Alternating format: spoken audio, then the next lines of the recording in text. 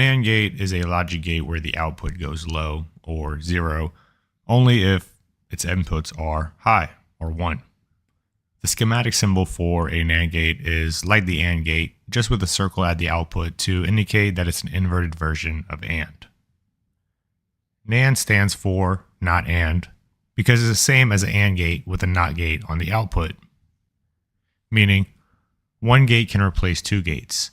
The truth values are equivalent. The logic or Boolean expression for a NAND gate is if A or B is false, then Q is true. NAND gates can have more than two inputs, but no matter how many inputs it has, it will only give out a low or logic 0 if all of its inputs are high. As soon as one of the inputs goes low, the output goes high.